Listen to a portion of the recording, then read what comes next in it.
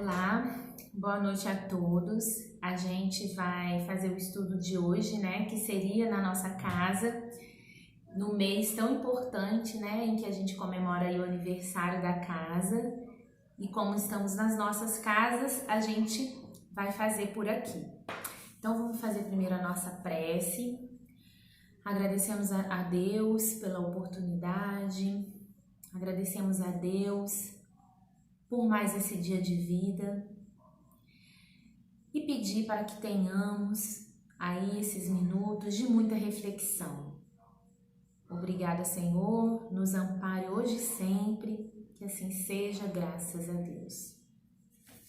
O tema da nossa palestra hoje é Epístolas de Paulo aos Filipenses. Para quem já está acompanhando, né, a gente já teve aí 3, né, epístolas trazidas pelo nosso irmão João, pelo nosso irmão Davidson, pelo nosso irmão Marcílio. E hoje nós vamos falar da epístola aos Filipenses. Embora eles já tenham falado um pouquinho do porquê das epístolas, né, do porquê Paulo escreveu as epístolas, que são as cartas, eu vou dar uma passada bem rapidinha, que está lá em Paulo e Estevão, no livro Paulo e Estevão, quando Emmanuel traz para nós que após as viagens de Paulo, né, onde ele passava, ele ajudava a construir uma igreja, ele foi prosseguindo nas suas viagens e essas pessoas, né, esses amigos que ele foi fazendo ao longo do caminho, começaram a enviar recados para ele de conflitos, de dificuldades que eles estavam passando nas suas igrejas, nas suas comunidades. E Paulo começou a ficar angustiado e não poder ajudar todo mundo, né? E às vezes ele enviava as pessoas para lá para ajudar, né, esses amigos, e ele viu que isso ele não estava dando conta disso, né? E aí, porque os pedidos vinham de todos os lados. E aí um belo dia, ele faz uma prece pedindo para Deus, né, auxílio para lidar com aquilo, para arrumar uma solução para aquilo. E aí, no meio, conforme ele foi fazendo a prece, num determinado momento, ele sentiu a presença do Cristo, né? E escutou uma voz que disse para ele: "Não temas", dizia a voz, "prossegue ensinando a verdade e não te cales, porque estou contigo."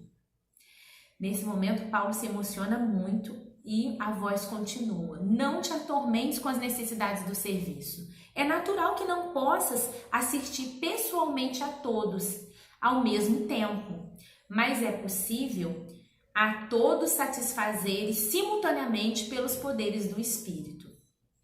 Paulo, nesse momento, tem um pouco de dificuldade de entender, né, essa frase. Ele encontrou uma dificuldade íntima, né, de entender o que seriam esses poderes do Espírito. E aí a voz continua: "Poderás resolver o problema escrevendo a todos os irmãos em meu nome. Os de boa vontade saberão compreender, porque o valor da tarefa não está na presença pessoal do missionário, mas no conteúdo espiritual do seu verbo, da sua exemplificação e da sua vida. Doravante, Estevão permanecerá mais aconchegado a ti, transmitindo-te meus pensamentos." E o trabalho de evangelização, né, continuará a partir daí, vai se ampliar, né? Os benefícios vão se ampliando. E aí, meus irmãos, nesse momento, Paulo entende, né, a essência daquelas palavras. E que interessante a gente perceber o valor espiritual das epístolas, né? Elas nada mais eram que de essência divina, né, vinda das esferas do Cristo, com o auxílio de Estevão. Olha que interessante. E Paulo, ele sabia, ele compreendia o elevado espírito de cooperação que havia nas obras divinas. Então ele tinha um cuidado muito grande de não fazer as coisas sozinho, de não escrever as epístolas sozinho, né? Ele sempre buscava auxílio dos amigos, porque que ele pensava? Caso eu não esteja preparado para receber essas vibrações, essas mensagens do Cristo, né? Caso eu fale nesse momento aí, né, enquanto esse perceptor, os meus amigos farão por mim. Olha que interessante, né? Essa postura de humildade de Paulo, né? Essa postura de humildade, de cooperação, de permitir que outros amigos o auxiliassem. E no caso da epístola que a gente vai falar hoje, ele teve a ajuda de Timóteo e de Epafrodito, né? É um nome meio diferente, né? Mas eram dois amigos que foram enviados de Filipos, né? Que era a cidade lá da Macedônia, e dizem que Paulo escreveu as cartas, né? Aos filipenses, já na sua segunda viagem, né? Que foi quando ele fundou a igreja e continuou prosseguindo na sua viagem, quando ele começou a enviar essas cartas. E aí o povo de Filipos envia Timóteo e Epafrodito para ajudá-lo, né, para ampará-lo no momento em que ele foi preso. Então, a epístola aos Filipenses, ela é tida como a epístola do cativeiro, porque Paulo escreveu ela de lá. Mas parece estranho, né? Como que ele escreveu? Teve a ajuda de Timóteo e de Epafrodito se ele estava preso. E aí, quando a gente vai ver Paulo e Estevão, a gente percebe que uma das prisões de Paulo, ele, na verdade, foi levado para um local diferente até ser julgado, e lá ele tinha pessoas, né, que vigiavam ele, mas ele não era impedido de receber os seus amigos, né? Então ele ficou preso, mas de uma forma muito mais tranquila do que a vez que ele foi preso, né, logo depois, algum tempo depois, na verdade, que foi a prisão para a sua morte, né, que antecedeu a sua morte, né? E aí ele ficou mesmo num lugar muito ruim.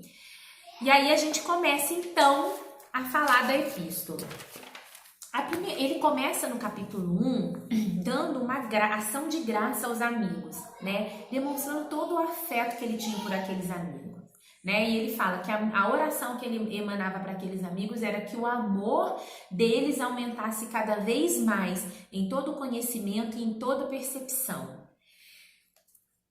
Já no versículo 12 do capítulo 1, Paulo dá uma explicação, né, para esses amigos de Filipos, dizendo que o que aconteceu com ele, o fato dele ser preso, serviu para que o evangelho progredisse e fosse divulgado.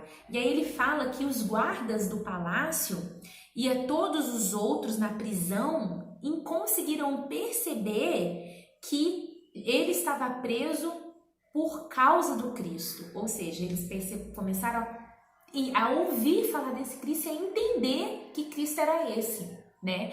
E Paulo lá não deixava de fazer as suas pregações, né? Inclusive em Paulo e Estevão também traz, né, que os guardas que ficavam, né, lá no serviço de sentinelas, eles ficavam competindo entre eles para ver quem que ficaria aquele dia vigiando Paulo, de tanto que eles gostavam de estar próximo de Paulo, porque Paulo aliviava o coração das pessoas, falando da boa nova, quando ele não curava moléstias, né, das pessoas que estavam ali com ele. Então a gente percebe a grandeza desse espírito, né? E as pessoas próximas passaram a então entender, a ouvir sobre o Cristo através de Paulo. E aí ele fala que muitos também se sentiram motivados a anunciar a palavra de Jesus com mais determinação e com destemor após a prisão dele. Então ele vai explicando para confortar o coração daqueles amigos, né, de que ele estava preso, mas que a prisão dele estava servindo para alguma coisa positiva, né? E aí ele continua dizendo que a eles, né, falando para o povo de Filipos, a vocês foi dado o privilégio de não apenas crer em Cristo, mas também de sofrer por ele. já que estão passando pelo mesmo combate que me viram enfrentar e agora ouvem que ainda enfrento.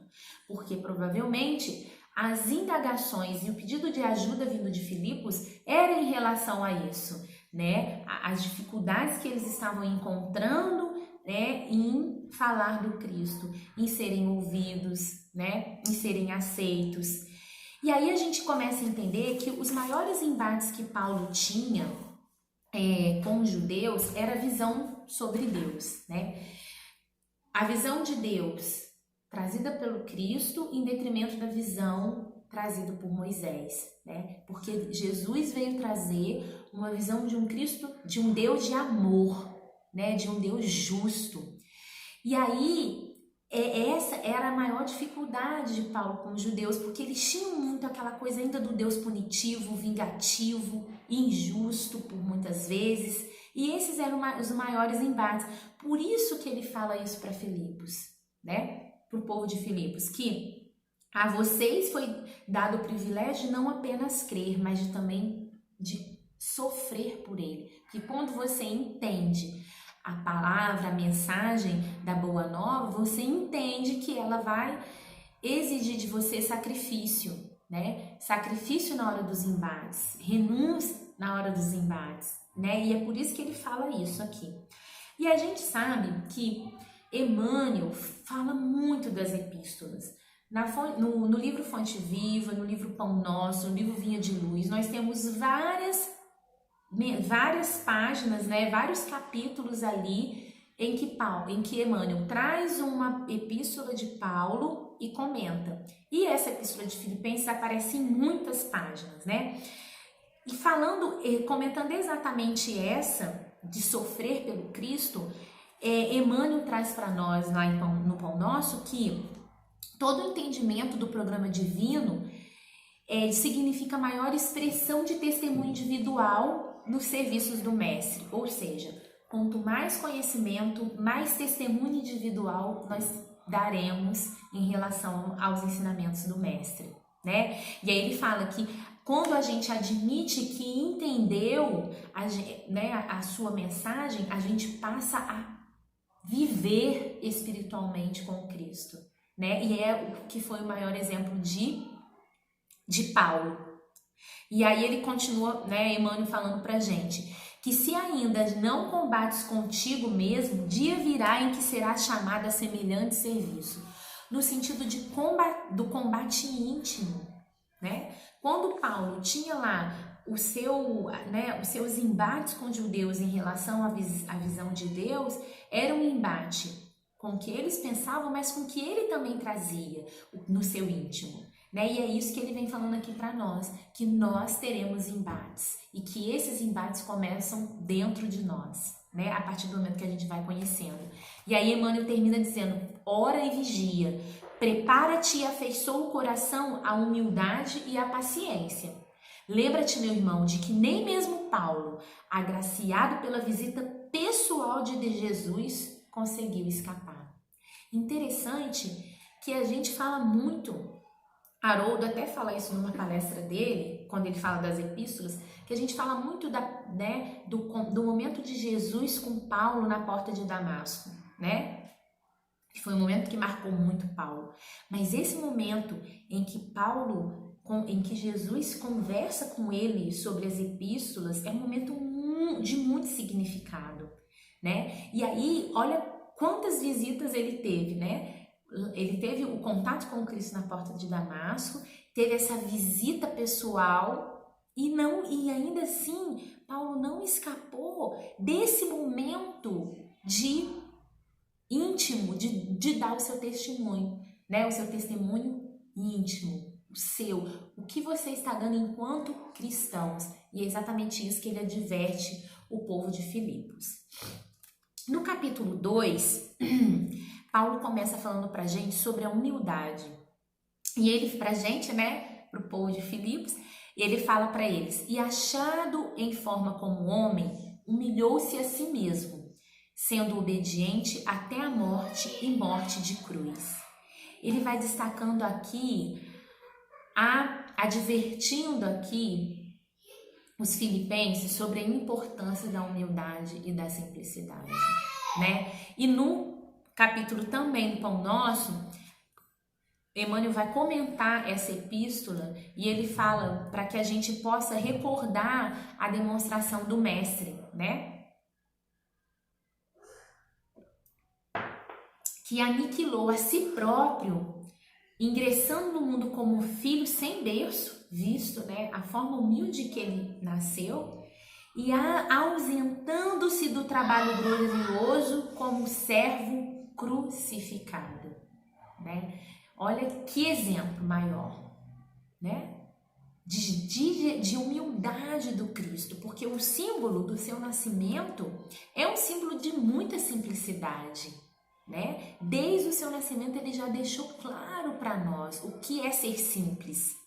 E aí tem uma página belíssima no livro Pão Nosso também, fala Jesus para o homem. E Emmanuel fala para nós que o mestre desceu para servir como, né? Do esplendor à escuridão, do infinito à limitação, da grandeza à abnegação, de salvador a desamparado, de celeste pastor à ovelha oprimida, de poderoso trono à cruz do martírio, dos braços dos amigos ao contato dos ladrões. E aí ele vai falando, é linda essa página, vale a pena ler depois. É lá no capítulo 62 do Pão Nosso. E ele termina que ele humilhou-se e apagou-se para que o homem se eleve e brilhe para sempre. Olha que lindo isso, né, meus irmãos? Ele se apagou para que a gente se elevasse e brilhasse, né? Brilhe a vossa luz, ou seja, mostre o que você veio fazer no mundo, né? E ele termina, ó Senhor, que não fizeste por nós, a fim de aprendermos o caminho da gloriosa ressurreição no reino, né? O caminho a gente já sabe, que é o caminho da renúncia. O exemplo da cruz é um exemplo muito importante e que precisa ir para além do símbolo, né? Aquele símbolo da cruz nos mostra a necessidade do sacrifício, né?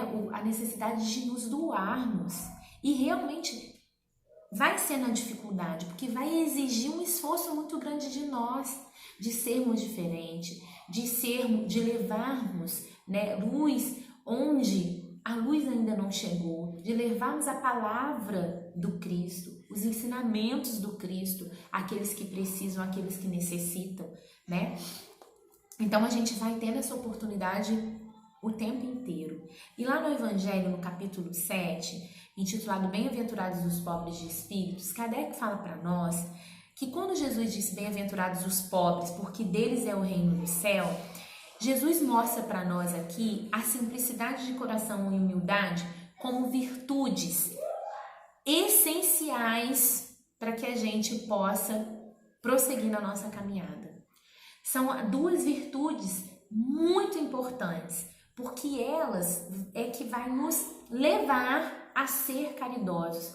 Porque sem a humildade, a gente não consegue ver o outro como igual, logo a gente não consegue ajudar com a caridade no seu verdadeiro sentido, que é a benevolência, a indulgência e o perdão. A gente, quando não tem a humildade, a gente ajuda com ostentação, a gente ajuda se achando melhor que o outro, né? E aí não é caridade, na verdade, né? A gente está simplesmente ajudando, sim, que a gente não deixa de ajudar o outro, mas a gente está ajudando de uma forma muito simples, né? Eu tô dando porque é o que tá me sobrando, eu tô dando porque eu quero que os outros vejam que eu sou bonzinho, e eu vou fazendo isso, me iludindo de que eu realmente estou fazendo a caridade. Ao passo que se eu tenho essa virtude, né, que é essa humildade no meu coração, eu vejo o outro como igual, eu me nivelo ao outro, e é o que Kardec fala aqui, né? Porque a humildade, ela é, né, na verdade, um ato de submissão à vontade de Deus, ao passo que o orgulho é um ato contra Deus, né? É exatamente o contrário da humildade. E nesse mesmo capítulo tem uma passagem que está em Mateus, quando os discípulos chegam até Jesus e perguntam: quem é maior no reino dos céus? Quem é maior no reino dos céus, né? Quem é o maior ali? E aí Jesus chama um menino e fala para os discípulos: em verdade vos digo que se não vos converterdes e não vos fizerdes como meninos, de modo algum entrareis no reino dos céus.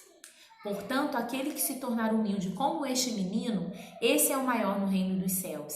E qualquer que receber em meu nome um menino, tal como este, a mim me recebe. Então, olha que interessante, né?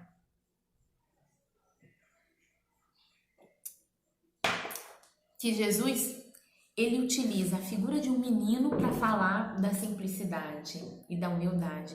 Por quê? Porque o menino, a criança, né, ele tem esse coração ainda muito sincero, muito simples. Então, quando Jesus chama o menino, é nesse sentido da gente se assemelhar a ele, né?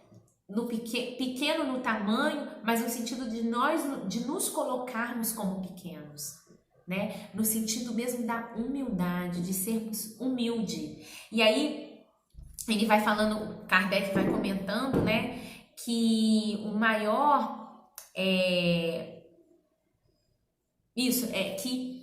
o humilde, na verdade, é aquele que não tem a pretensão em momento algum de se colocar como superior e infalível, né? Então, quando a gente é humilde, a gente realmente se coloca na mesma condição do outro.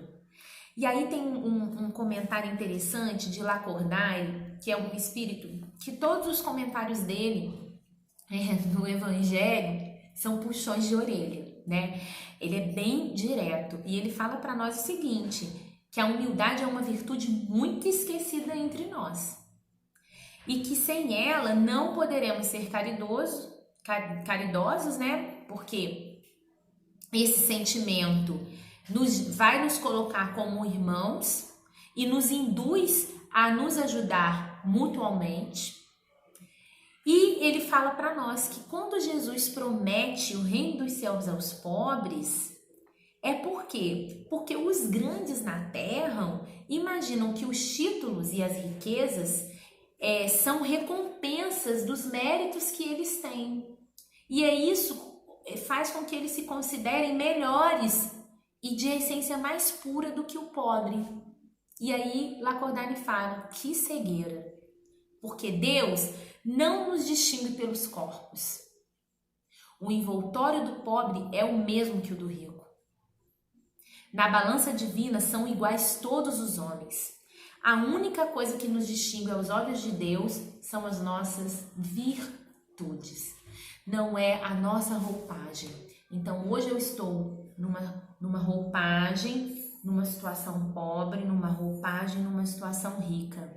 Mas para Deus nós somos iguais. Se não tivermos adquirido virtudes, seremos iguais. O que vai nos distinguir são as nossas virtudes, né? Isso é um puxão de orelha que a gente realmente precisa pensar, porque a gente precisa olhar para nós e é muito comum a gente analisar muito o outro, né? E aí a gente diz que o outro não é humilde, que o outro não sabe, né, ser simples e muitas das vezes nós não sabemos. Né? Muitas das vezes a gente não se coloca nesse mesmo nível e ele ainda coloca aqui que os nossos títulos e os nossos nomes permanecem conosco no túmulo e que o título de nobreza estão na caridade e na humildade. E aí quando a gente pensa que, né, já tá ótimo os puxões de orelha, Lacordaire continua e ele fala que todos nós que sofremos injustiças, calúnias, que a gente precisa ter indulgência com essas pessoas que nos caluniam, que são injustas conosco. Por quê? Porque também nós cometemos erros. Porque também somos muitas das vezes culpados pela forma como falamos e como tratamos o outro. Né? Então e aí ele coloca que isso, a gente suportar isso com coragem, a gente suportar as nossas humilhações com coragem é humildade. Porque aí a gente reconhece que somente Deus é grande e poderoso. E aí a gente só deve explicações à nossa consciência e a Deus. Então, né, olha que interessante. E aí ele coloca para nós, né? E aí ele termina mesmo fazendo a gente pensar novamente. Ó meu Deus, será preciso que o Cristo volte segunda vez à terra para ensinar aos homens as tuas leis que eles ouvidam, ou seja, que eles esquecem. Será preciso, meus irmãos? E a gente tem que se perguntar, porque esse momento de pandemia que a gente está passando é um momento de muita reflexão para todos nós, reflexão do que nós estamos fazendo das nossas vidas, porque nenhum de nós está livre a desencarnar pelo Covid-19, ou estamos? Não estamos, né? E aí?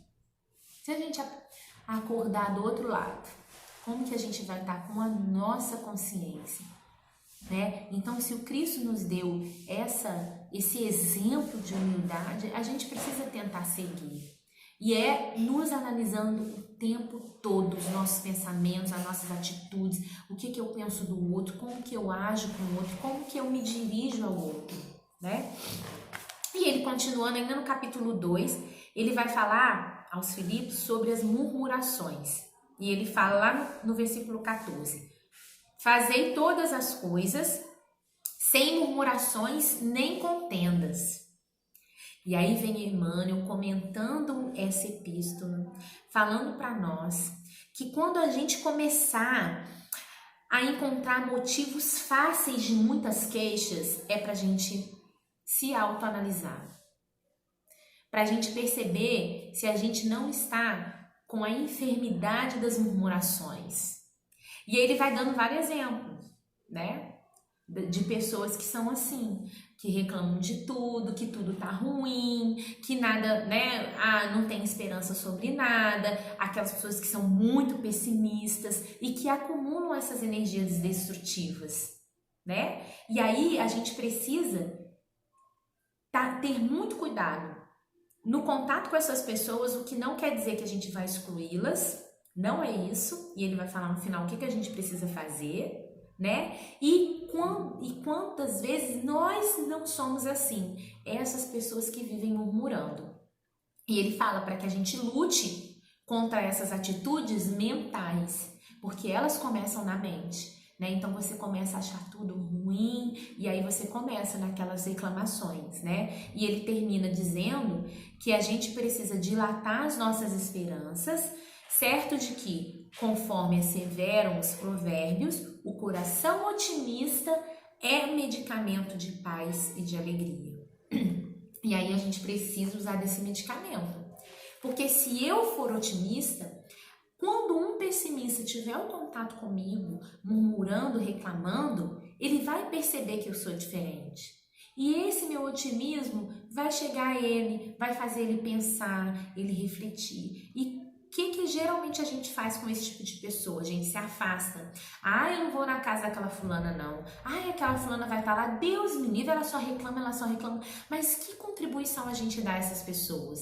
A gente conversa com ela, a gente tenta mostrar para ela, né, que não é por aí, né, dar as opções a ela de pensar de outra forma, de ver a vida de outra forma, porque nós espíritas, nós temos já o conhecimento da imortalidade da alma, a gente sabe por que a gente está aqui, a gente sabe o porquê dos acontecimentos, a gente sabe que a gente não está desamparado em momento algum.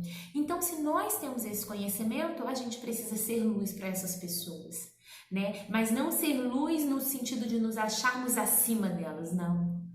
De nos acharmos na mesma condição, porque quantas vezes a gente também é assim, a gente também reclama, a gente também se irrita, né? E é isso que a gente precisa pensar com muito carinho. E aí a gente chega no capítulo 3 das epístolas aos Filipenses, quando Paulo fala aos Filipos para que eles tenham cuidado com os cães, né? E por que? Aí ele coloca: cuidado com os cães, cuidado com esses que praticam mal, cuidado com a falsa circuncisão. A gente sabe que a circuncisão na época era muito comum, né? Quando os meninos faziam 8 anos, para eles mostrarem a pertença ao povo judeu e a aliança a Deus. E aí Jesus, né, e Paulo também mostrando para nós que a gente não precisa de coisas externas, né? Que pertencer ao povo e ter essa aliança com Deus é algo que tem que vir de dentro de nós. E quando ele fala dos cães, é porque naquela época os cães não eram domesticados como hoje. E Emmanuel vem comentando essa epístola lá no Fonte Viva. E ele fala que quando Paulo refere-se aos cães, ele não estava dizendo a um animal amigo, símbolo de ternura e fidelidade após ser domesticado. Ele está falando aos cães selvagens, aqueles impulsivos e ferozes, né? Aquelas pessoas que se comportam como esses cães, que são as pessoas adversárias do bem. E aí ele vem falando que pessoas são essas. São as pessoas que são muito maledicentes, que são cruéis, que insistem em ser tiranos domésticos, tiranos na vida social.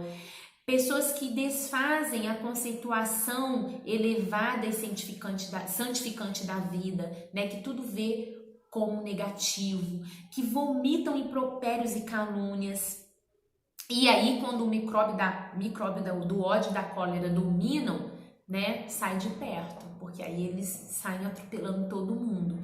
Esses cães que Paulo fala para que o povo de Filipos tenha cuidado, né? E aí a página de Emmanuel é cuidai-vos dos cães, né? Guardai-vos dos cães, ou seja, né? Tome cuidado. E aí ele fala, né? Emmanuel termina dizendo que para esse gênero de irmãos, Paulo solicita de nós a conjugação do verbo guardar, ter cuidado, né? Porque para ele somente o processo educativo, só que ele põe vírgula, no qual podemos cooperar com amor, compete-nos reconhecer. Ou seja, não é guardar-nos dessas pessoas, termos cuidado com essas pessoas e nos distanciarmos dela. Então a gente vai percebendo o tempo inteiro que é realmente o contato com o próximo. Por isso que Jesus disse, amai o próximo como a si mesmo. Amar o inimigo, que é o ponto mais sublime do amor ao próximo, porque amar aquele que a gente já tem uma afinidade é muito mais fácil do que a gente amar aquele inimigo, aquele que pensa diferente de nós. E aí ele fala aqui que como a gente pode cooperar com essas pessoas que se comportam como cães? Com amor. Porque ele termina aqui, ó, que esse é o recurso de domesticação e esse recurso vem de Deus. Então, quando os cães são domesticados, como eles ficam? Dóceis, ternos, né? São dóceis com seus donos, né? Com as pessoas que eles convivem. E é isso, a domesticação é esse trazer para si. Então, ele faz essa analogia muito interessante, né? Com dessas pessoas. E aí, a gente vai continuando aqui, ainda no capítulo 3, em que ele fala da importância da gente olhar sempre para o nosso alvo, que é o bem, né? E fala para o povo de Filipos ter esse foco no bem, na caminhada que eles precisam chegar, né? E ele faz até uma comparação a um atleta, né? Irmãos, não penso que eu mesmo já o tenha alcançado, mas uma coisa faço, esquecendo-me das coisas que ficaram para trás e avançando para as que estão adiante, prossigo para o alvo, a fim de guardar o prêmio da chamada celestial de Deus em Cristo Jesus. Né? É como se fosse um atleta, né? Que não olha para trás e segue no rumo que ele precisa chegar. E aí, Emmanuel vai comentar essa epístola numa página chamada Avancemos no Fonte Viva, que ele vai falar para nós que a gente muitas das vezes encontra irmãos presos ao passado e que acabam entrando na sombra da improdutividade, com essas desculpas, né? Aí ele vai falando aqui, exemplos, pessoas que ficam chorando a perda de um parente, né? E não caminha. É a pessoa o trabalhador que se viu dilacerado pela incompreensão de um amigo e aí usa essa desculpa para não prosseguir no trabalho. É um missionário que se mobiliza diante uma calúnia. É a mulher que se enrola no cipoal da queixa com os familiares incompreensivos, né? Ou seja, ele vai dando vários exemplos aqui do quanto a gente usa os acontecimentos do passado para não prosseguir. E ele fala para nós, nos dá uma advertência, que o passado, ele em si guarda as virtudes da experiência. Então eu aprendo com o que aconteceu, mas nem sempre é o melhor condutor para a vida futura, né?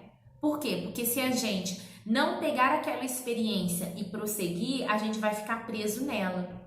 E aí ele fala, né? Esqueçamos as expressões inferiores dos dias de ontem e avancemos para os dias iluminados que nos esperam.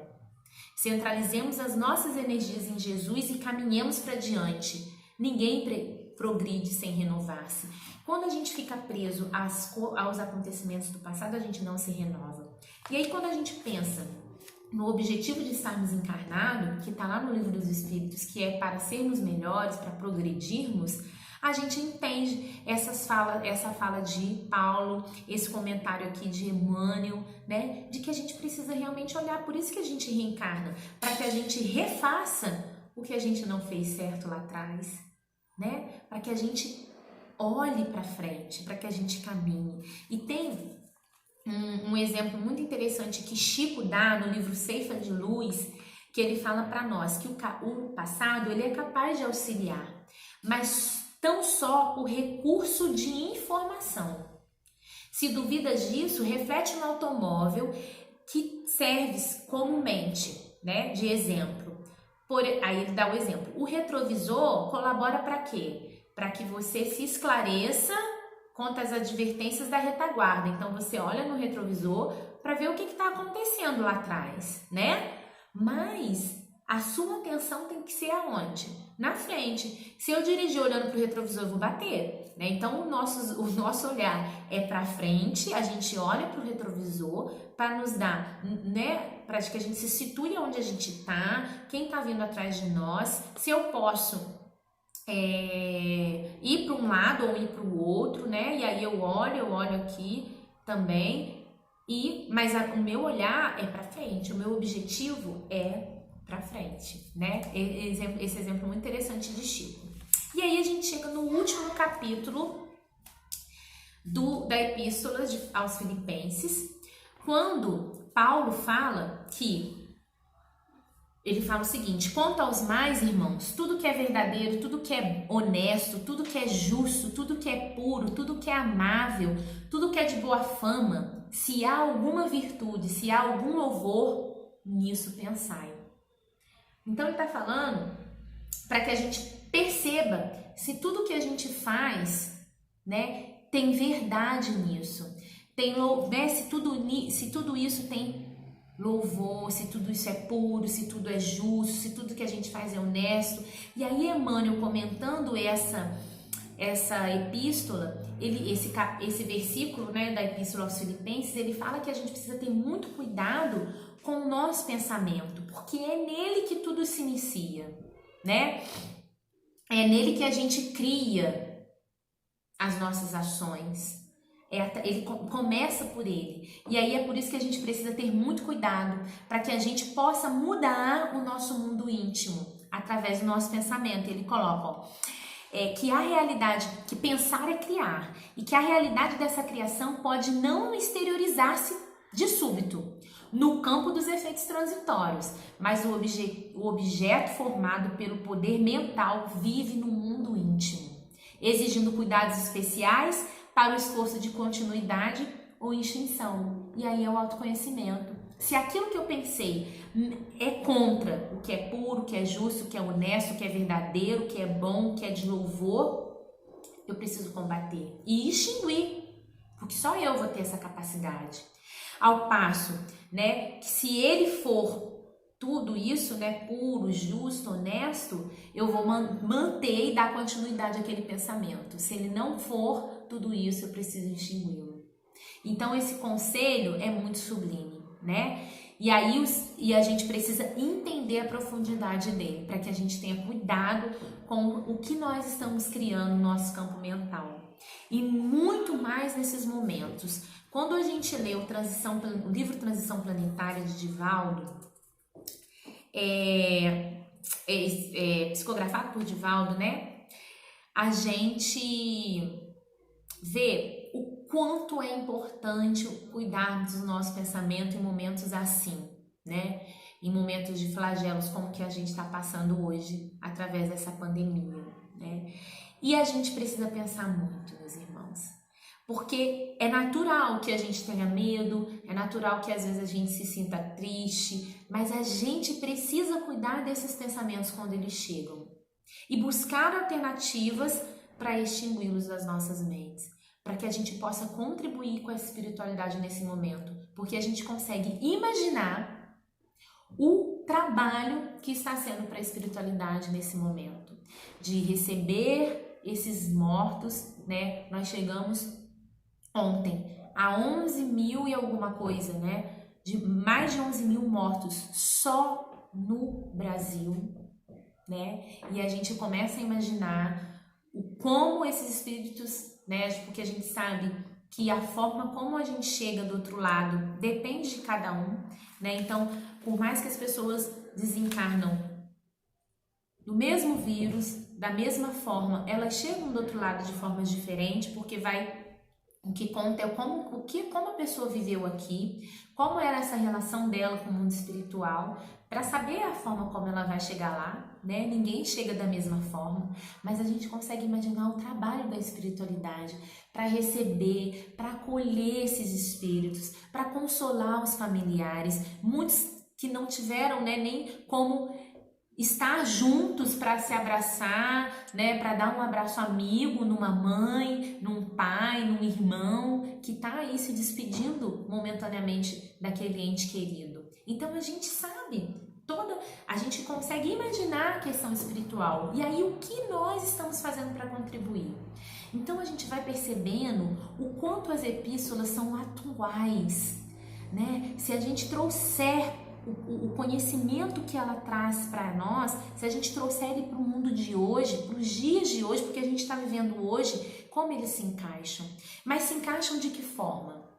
Como forma de consolo, como forma de nos fazer pensar e refletir sobre as nossas ações. E a gente precisa pensar muito nisso. E esse é o último capítulo da Epístolas, e aí a gente já partindo para o final, Paulo fala, né? Tudo posso naquele que me fortalece. Lá no versículo 13 do capítulo 4 ao Filipenses. E aí tem uma página de Emmanuel chamado Mais um Discípulo. E ele coloca assim, que o discípulo que é aplicado, ele fala, de mim mesmo nada possuo de bom, mas Jesus me suprirá os recursos. Não disponho de conhecimento do caminho, mas Jesus me conduzirá. Ao passo que o aprendiz preguiçoso, ele utiliza o mais antes da palavra do Cristo, né? Não descreio da bondade de Jesus.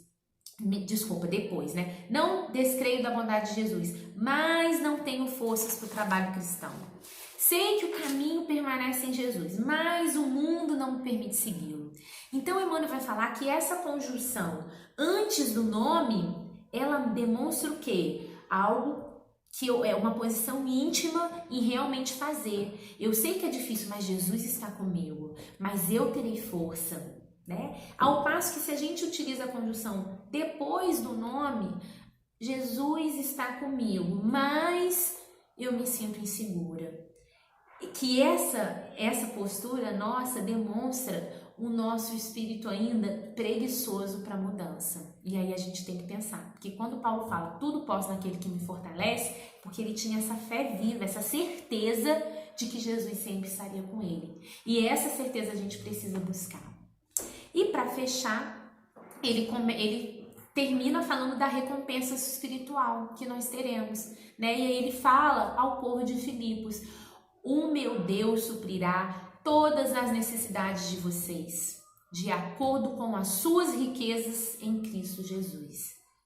Então, as nossas necessidades serão supridas, mas de acordo com as nossas riquezas em Cristo. Que cristãos estamos sendo? para receber as recompensas. E aí a página de Emmanuel, que ele comenta, né, essa epístola, esse versículo da epístola aos Filipenses, estímulo fraternal. E eu vou encerrar com ela. Não te julgue sozinho na luta purificadora, porque o Senhor suprirá todas as nossas necessidades. Ergue teus olhos para o alto e de quando em quando contempla a retaguarda. Se te encontras em posição de servir, ajuda e segue. Recorda um irmão que se demora sem recursos no leito da indigência. Pensa no companheiro que ouve o soluço dos filhinhos sem possibilidade de enxugar-lhes o pranto. Detente para ver o enfermo que as circunstâncias enxotaram do lar. Para um momento, endereçando um olhar de simpatia à criancinha sem teto. Medita nas angústias dos desequilibrados mentais, confundidos no eclipse da razão. Reflete nos aleijados que se algemam na imobilidade dolorosa. Pensa nos corações maternos, torturados pela escassez de pão e harmonia no santuário doméstico. Interrompe de vez em quando o passo apressado, a fim de auxiliares o cego que tateia nas sombras. É possível então que a tua própria dor desapareça aos teus olhos. Se tens braços para ajudar e cabeça habilitada a refletir no bem dos semelhantes, és realmente superior a um rei que possuísse um mundo de moedas preciosas sem coragem de amparar a ninguém. Quando conseguires superar as tuas aflições para criares as alegrias dos outros, a felicidade alheia te buscará onde estiveres, a fim de improvisar a tua aventura. Que a enfermidade e a tristeza nunca te impeçam a jornada. Acende, meu irmão, nossa nova chama de estímulo no centro da tua alma e segue além. Sê o anjo da fraternidade para os que te seguem dominados de aflição, ignorância e padecimento.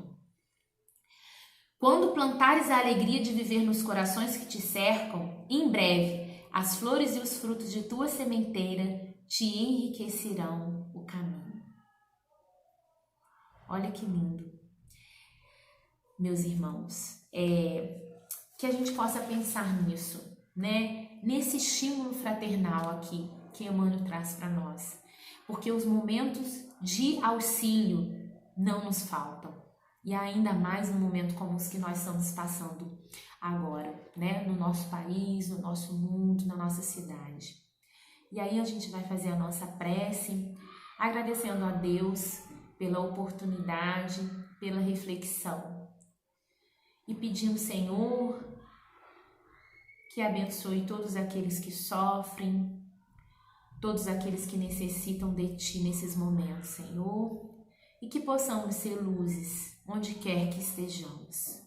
Que assim seja, graças a Deus. Graças a Deus.